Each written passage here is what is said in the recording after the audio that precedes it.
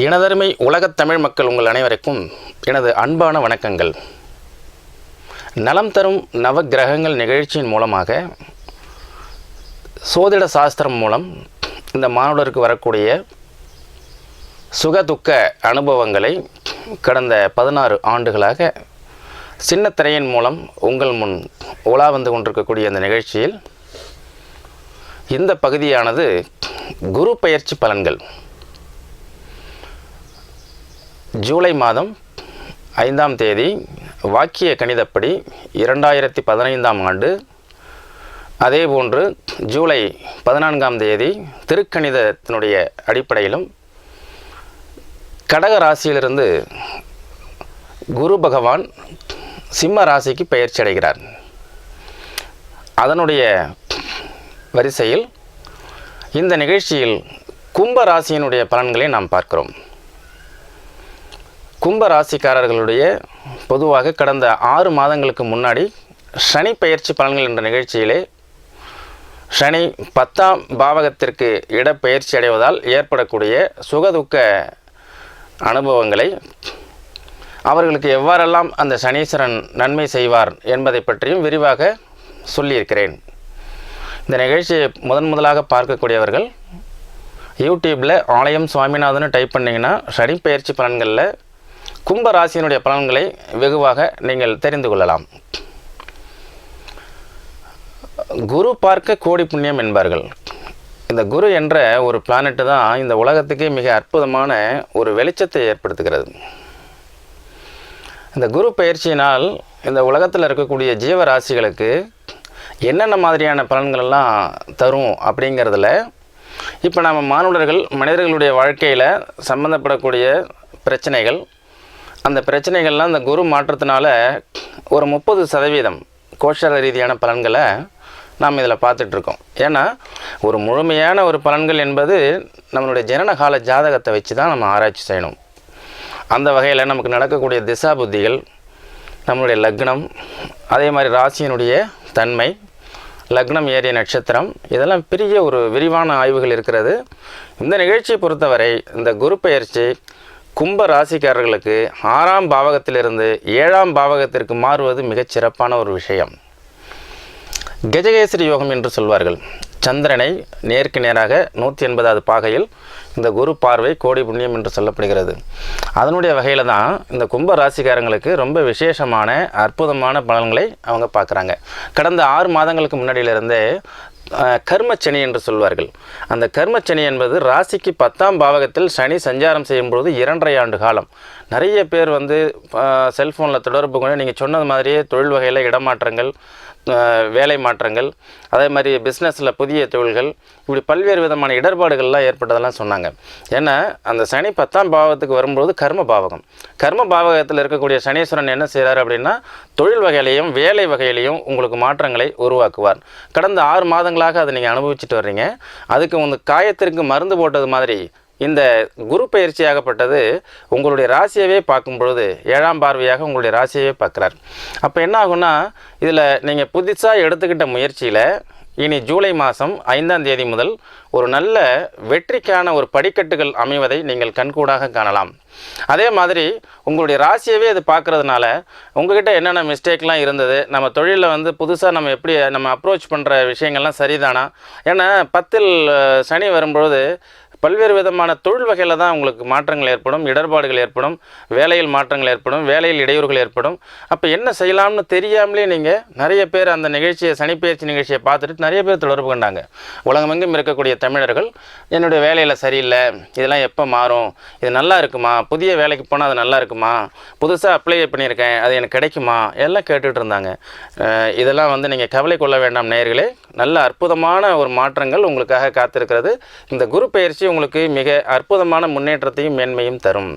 சரி, இந்த கும்ப ராசிக்காரர்களுடைய இயல்புகள் என்ன? பொதுவாக சாந்த குணமுடையவர்கள், அனாவசியமாக எதையும் அலட்டிக்க மாட்டீங்க, எந்த ஒரு விஷயங்களையும் ஆய்வு நோக்கத்தோடு எடுத்து பார்ப்பீங்க, ஒரு நேர்த்தியான ஒரு வாழ்க்கையை நீங்கள் வாழ்கிறதுக்கு உண்டான நிலைப்பாடுகள் உங்களுடைய ராசிக்கு உண்டு. அதே மாதிரி எந்த ஒரு விஷயங்களும் ஒரு சோம்பல் நிறைந்த ஒரு சோம்பேறித்தனமான ஒரு ராசியினுடைய வரிசையில் நீங்கள் இருக்கீங்க. கும்பராசி, மீனராசி இதெல்லாம் பார்த்திங்கன்னா ஒன்றும் மனச்சோர்வு, அல்லது உடல் சோர்வு அல்லது ஒவ்வொரு செயல்களை தள்ளி போட்டு கொண்டே செல்வது, அதெல்லாம் உங்களுடைய மைனஸ் பாயிண்ட். நிறைய படிச்சிருப்பாங்க, அதனால் விளம்பர யுக்திகள் மூலமாக அதை வெளிக்கொண்டு வர மாட்டேங்கிறாங்க. உங்கள் திறமைகள்லாம் உங்களுக்கு உள்ளுக்குள்ளார நிறைய அடங்கியிருக்கு. உங்களுக்குள் தினமும் நீங்கள் உற்று நோக்குங்கள். உங்களால் மிகப்பெரிய ஒரு சமுதாயத்தை படைக்க முடியும். மிகச்சிறந்த புதிய கண்டுபிடிப்புகள்லாம் கும்பராசிக்காரங்க தான் பண்ணுவாங்க. என்னென்னா இவங்க மகர ராசியும் சனி தான், கும்பராசியும் சனி தான். மகர ராசியை விட கும்பராசிக்காரர்களே மிக நேர்த்தியான முறையில் வாழ்க்கையில் ஒவ்வொரு விஷயங்களையும் ஒவ்வொரு படிக்கட்டுகளையும் வெற்றிகரமாக மாற்றி அமைக்கக்கூடிய வல்லமை நிறைந்த ராசி கும்பராசி. அப்படிப்பட்ட உங்களுக்கு இப்போ சனி பயிற்சி சரியில்லாமல் இருக்கு இல்லையா? நல்லா பிஸ்னஸ் பண்ணுவீங்க, ஆல்ரெடி நல்லா பிஸ்னஸ் பண்ணிகிட்டு இருந்தீங்க. இதில் ஒவ்வொரு நட்சத்திரங்கள் இருக்குது.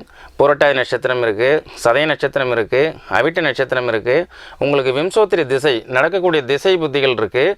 உங்களுடைய லக்னம், அதே மாதிரி உங்களுடைய ராசியினுடைய தன்மைகள், இது எல்லாம் கூட்டு கலவையாக அந்த சனி பயிற்சியும் அதோடு சேர்ந்து கொண்டு உங்களுக்கு நடக்கக்கூடிய திசை நன்றாக இருந்தால் நீங்கள் தொழில் வகையில் முன்னேற்றம் பெறுவீர்கள். உங்களுக்கு நடக்கக்கூடிய திசை சரியானபடி இல்லை என்றால் உங்கள் தொழில் வகையில் நீங்கள் பின்னோக்கி செல்வீர்கள். அப்படி பின்னோக்கி செல்லக்கூடிய ஒரு காலத்தில் தான் ஒரு காயத்திற்கு மருந்து போட்டது மாதிரி ஒரு ஆறுதல் சொல்லக்கூடிய அளவிற்கு இந்த குரு பயிற்சி உங்களுக்கு சாதகமாக இருக்கிறது.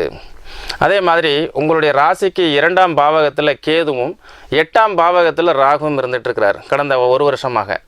அந்த கடந்த ஒரு வருஷமாக பார்த்திங்கன்னா குரு 6ஆம் பாவகத்தில் இருக்கிறார்.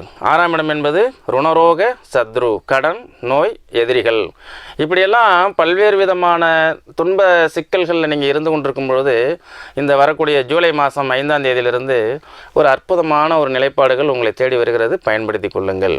ஏன்னா கும்பராசினுடைய பலவீனமே என்னென்னா, நான் யார், நம்ம எப்படிப்பட்ட வல்லமை வாய்ந்தவர்கள் அப்படிங்கிறதெல்லாம் வெளிச்சம் போட்டு காட்டுறதில்ல. ஒரு சில ராசிக்காரர்கள் இருக்காங்க, சின்னதாக கொஞ்சமாக படிச்சிருப்பாங்க, பெருசாக படித்தது மாதிரி அதை நல்ல டெவலப்மெண்ட் பண்ணுவாங்க. ஆனால் கும்பராசிக்காரங்க நிரம்ப திறமைகள் இருக்கும், ஆனால் ஒன்றுமே தெரியாத மாதிரி இருக்கிறீங்க. அதுதான் உங்களுடைய மைனஸ். அதனால தான் உங்களுக்கு என்ன பண்ணிட்டாங்கன்னா, குடத்துக்குள் தீபம் போன்று உங்களுக்கு ஒரு கும்ப கலசத்தை கொடுத்து விட்டார்கள். அந்த ராசி மானத்தை பார்த்தால் ஒரு கும்ப கலசம் போன்று இருக்குமா. அப்போது அதுக்கு உள்ளார குடத்துக்குள்ளார ஒரு தீபத்தை ஏற்றி வச்சோம்னா அது அந்த அறை முழுவதும் பிரகாசமாக தெரியாது இல்லையா? ஆனால் அதுவே கும்பத்து அந்த கலசத்திலிருந்து அந்த தீபத்தை வெளியில் கொண்டு வந்தோம்னா அந்த அறை முழுவதும் பிரகாசமாக இருக்கும். அது மாதிரி உங்கள் திறமைகளெல்லாம் நீங்கள் வெளிப்படுத்துங்க. நிறைய கும்ப ராசிக்காரங்களுடைய பேரண்ட்ஸ் எல்லாம் ஜாதகம் பார்க்கும்போது என்னுடைய பொண்ணு நல்லா படிச்சிருக்கா, நல்ல திறமைகள் இருக்குது, அவளுக்கு மன வாழ்க்கையெல்லாம் எப்படி அமையும் இப்படியெல்லாம் கேட்குறாங்க. அதே மாதிரி என் பையன் நல்ல நிரம்ப படித்தவன், ஆனால் அவன் சரியானபடி வேலையே கிடைக்க மாட்டேங்குது, ஏன் இந்த மாதிரிலாம் இருக்குது அப்படின்லாம் கேட்பாங்க. அப்போ நம்ம என்ன சொல்கிறோம்னா, நடக்கிற திசை புத்திகளினுடைய சாராம்சங்களை அறிந்து உங்களுக்கு இந்த மாதிரியான பையனுக்கு இந்த மாதிரியான வேலைகள் இப்போ கிடைக்கும்னு சொல்கிறோம். ஆனால் உங்கள் கும்ப ராசிக்காரர்களையே நேரில் அழைச்சிட்டு வந்தாங்கன்னா எப்படி இருக்கும்? அவங்க நிறைய திறமைகளை உள்ளடக்கியிருக்காங்களா, அதெல்லாம் வெளியில் எப்படி கொண்டு வர்றது? இப்போ பார்த்தீங்கன்னா, இப்போ நான் ஒரு ஜோதிடர் அப்படின்னா அதை யூடியூப் மூலமாக நான் வெளியில் பேசும்பொழுது தானே நான் யாருன்னு உங்களுக்கு தெரியுது. அதை நான் ஒரு வளையத்துக்குள்ளாரவே நான் இருந்தேன்னு வைங்களேன், அப்போ நிறைய பேர்களுக்கு எனக்கு தெரியாது. அப்போது விளம்பரம் என்பது, இந்த மீடியா என்பது எந்த அளவுக்கு ஒரு மனிதனுடைய திறமைகளையும் அவனுடைய அறிவாற்றலையும் இந்த சமுதாயத்திற்கும் தனக்கும் அதை பயன்படுத்தி வாழ்வில் வாழ்வாங்கு வாழ்க்கையை வாழ முடிகிறதோ அது மாதிரி கும்ப ராசிக்காரர்கள் எல்லாரும் ஒன்று தெரிஞ்சுக்கங்க, நிரம்ப திறமைகள் இருக்குது. புதிய புதிய கண்டுபிடிப்புகள், ஆராய்ச்சி படிப்புகள், பிஹெச்டி மாதிரிலாம் நிறைய பண்ணுவாங்க கும்பராசிக்காரங்க. ஏதாவது ஒரு துறையில் பிஹெச்டி பண்ணுவாங்க. இவங்கெல்லாம் நிறைய திறமைகள்லாம் உள்ளடக்கி இருக்காங்க, அதெல்லாம் வெளியில் கொண்டு வாங்க. அதே மாதிரி சிறுவர்கள், சிறுமிகள், அந்த கல்லூரி மாணவர்கள், இவங்கெல்லாம் கும்ப ராசிக்காரங்கள்லாம் அவங்க வீட்டில் இருக்கும்பொழுது பேரண்ட்ஸு ஜாதகம் பார்க்குறதுக்கு வரும்போது அவங்களையும் கூப்பிட்டுட்டுவாங்க. ஏன்னா அவங்கக்கிட்ட இருக்கக்கூடிய திறமைகளை அவங்கக்கிட்டே நம்ம எடுத்து சொன்னோம்னு வைங்களேன்.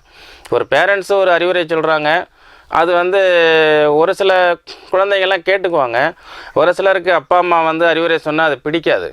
எப்போதுமே தந்தை சொல் மிக்க மந்திரமில்லை என்று சொல்வார்கள். ஒரு தகப்பனார் தன்னுடைய மகனுக்கு நல்ல அறிவுரைகளை சொல்வார். ஆனால் இந்த கும்பராசியினுடைய தகப்பனார்னு வரும்போது சூரியன் ஆச்சே, பொதுவாக கும்பராசினா சனி, அப்போ தகப்பனாருக்கு காரகத்துவம் என்னென்னா சூரியன்.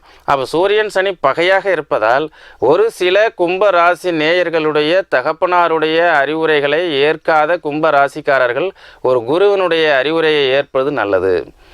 அப்போ குருனா யார்? இப்போ ஜோதிடம் ஒரு மனிதனுடைய வாழ்வியலில் நடக்கக்கூடிய சுக துக்கங்களை எடுத்து சொல்லக்கூடியவர் ஜோதிடர். ஜோதி ப்ளஸ் இடர்களை போக்கக்கூடியவர் ஜோதிடர். அப்போது நம்ம நல்ல ஆலோசனை தானே நம்ம சொல்கிறோம். அந்த அமைதியாகவும் பொறுமையாகவும் உட்கார்ந்து கேட்டு அதன்படி உங்கள் வாழ்க்கையை நீங்கள் அமைச்சிக்கிட்ட கும்பராசிக்காரங்கள்லாம் அற்புதமான முன்னேற்றங்களை பெற்றிருக்கிறார்கள். என்னுடைய 16 ஆண்டு அனுபவத்தில், ஜோதிட அனுபவத்தில் நான் நிறைய பேருக்கு வந்து டீச் பண்ணியிருக்கேன். ஏன்னா ஒவ்வொரு ஜோசியரும் ஒவ்வொரு விதமான யுக்திகளை கையாண்டு மனித குலத்திற்கு வரக்கூடிய துன்பங்களை நீக்கிக்கிட்டு இருக்காங்க.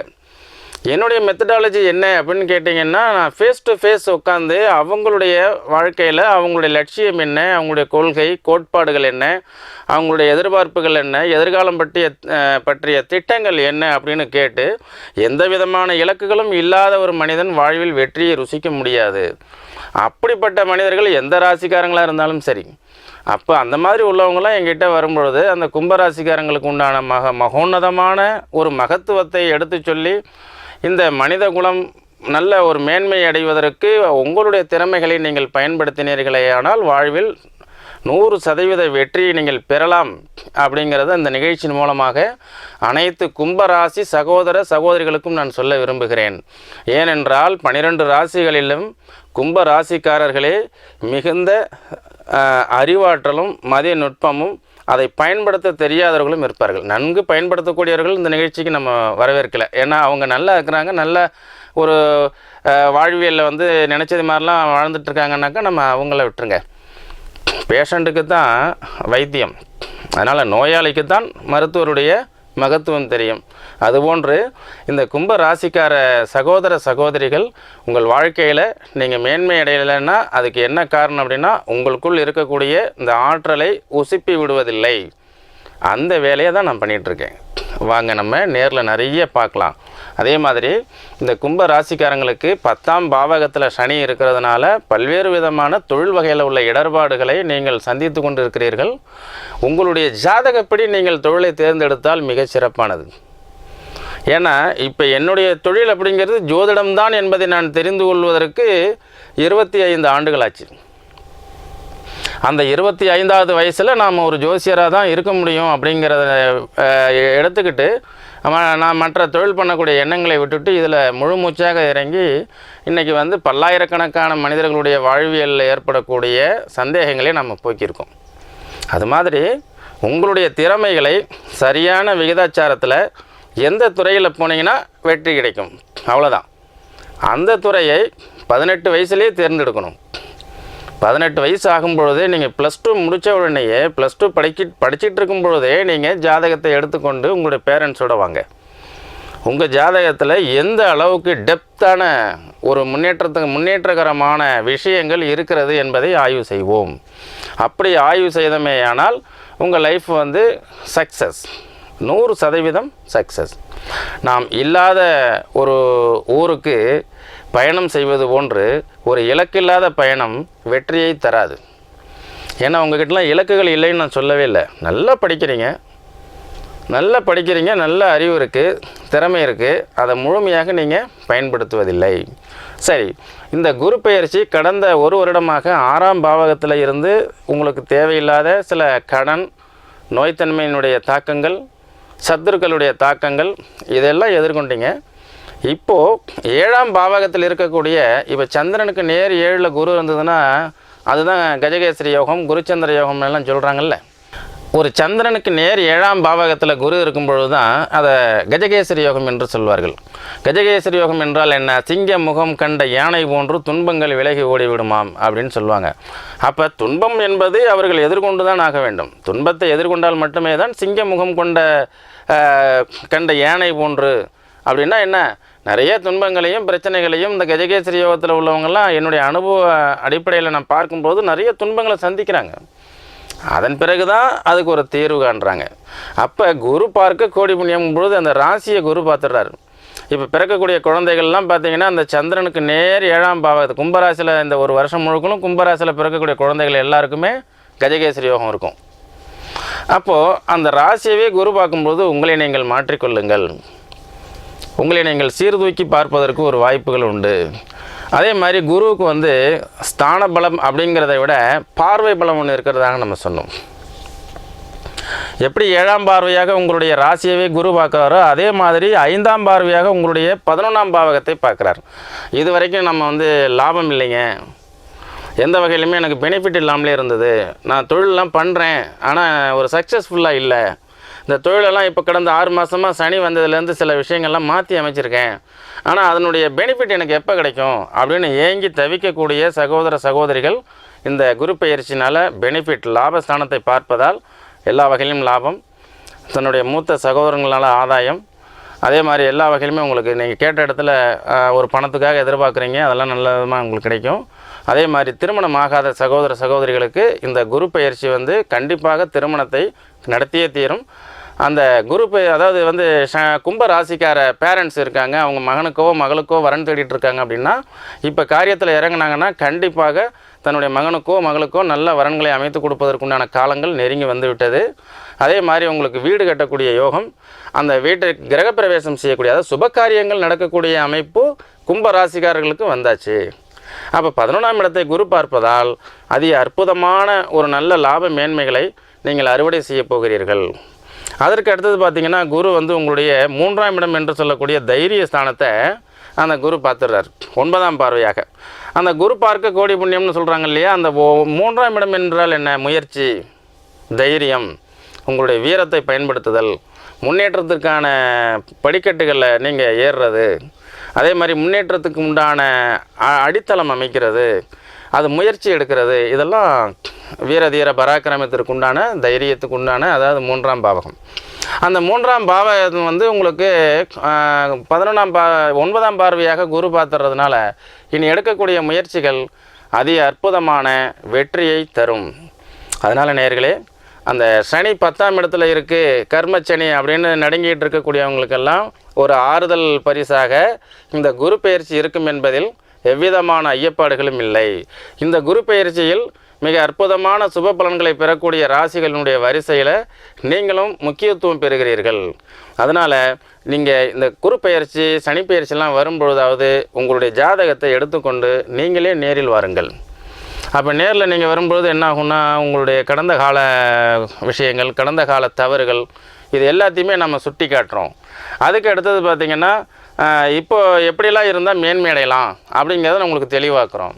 அதற்கு அடுத்தது நேயர்களே, இந்த கும்ப ராசிக்காரர்களுடைய இந்த குரு பயிற்சியினுடைய பலன்கள் நம்ம பார்த்தோம்.